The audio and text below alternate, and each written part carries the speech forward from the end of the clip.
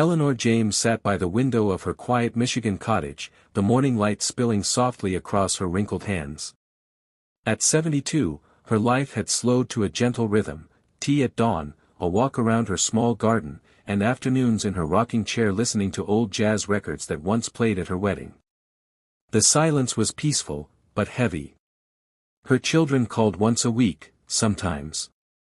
Her husband, Walter, had passed 5 winters ago, and with him had gone her sense of conversation, laughter, and shared breakfasts.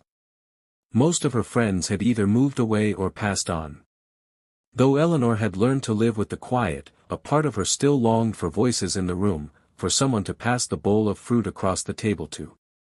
One crisp fall morning, as she peeled an orange with trembling fingers, a knock at the door startled her. It was Liam, the 9-year-old boy who lived next door. A sweet, curious child with oversized glasses and a backpack that seemed bigger than him. "Hi, Miss Eleanor," he chirped. "Can I ask you something for my school project?" She smiled, surprised. "Of course, sweetheart. Come in." Liam settled onto her sofa, pulling out a notebook and pencil. "We're supposed to interview someone we admire. I picked you." Eleanor blinked, touched. "Me? But why?" "You're kind," he said simply. "And you always wave at me. That's pretty awesome." She chuckled. "Well, I suppose that's as good a reason as any." He scribbled something down, then asked, "So, what's your secret to living so long?" That night, Eleanor couldn't stop thinking about Liam's question, "Do you eat them alone?" She had never considered it. The fruit was just part of her routine, but now, it felt hollow. The sweetness of an apple didn't fill the silence. The softness of a banana couldn't replace a warm voice. For all their health benefits, those 5 fruits couldn't cure loneliness, at least, not hers.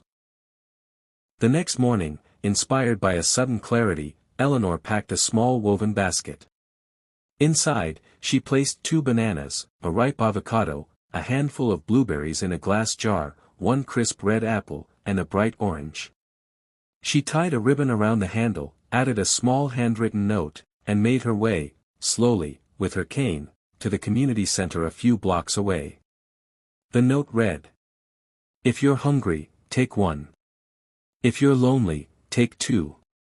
From Eleanor, age 72. She left the basket on a table by the entrance and returned home, unsure if anyone would even notice. But the next morning, the basket was completely empty.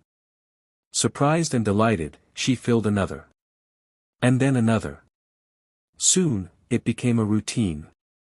Every morning, Eleanor would place 5 fresh fruits in the basket and leave it at the center with a new note, each one with a little message of hope, encouragement, or love. Word spread quickly.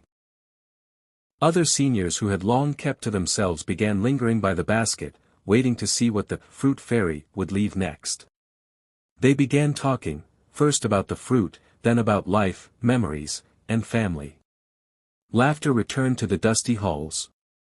Eleanor noticed familiar faces from long ago. Ruth, who hadn't smiled in months, now giggled over avocados.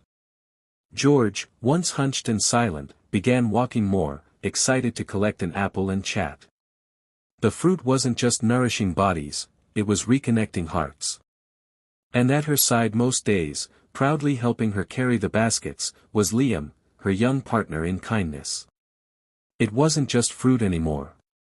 It was community. Connection. Healing. It was a bright Wednesday morning when it happened.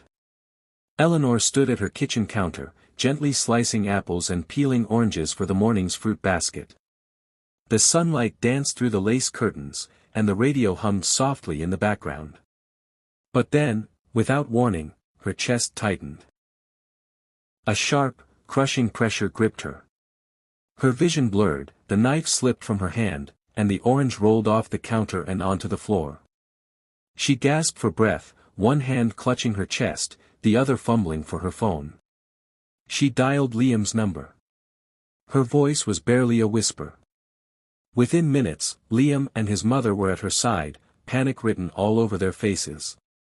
The ambulance arrived quickly, and as Eleanor was lifted onto the stretcher, her gaze locked with Liam's wide, tearful eyes. She gave his hand a squeeze. At the hospital, doctors confirmed it was a mild heart attack, likely caused by stress and age. She would recover, but it would take rest, monitoring, and above all, support. Eleanor lay in bed that evening, staring at the sterile ceiling. Her body ached, but what hurt more was the fear of fading alone, of being forgotten, of her quiet life ending with no one really noticing. But the next day, something remarkable happened. Outside her hospital room, a small crowd began to gather, community members she hadn't known she'd touched so deeply. Ruth arrived first, carrying a get-well card. George followed, holding a paper bag with blueberries. Then Melinda came with an avocado carved with a smiley face.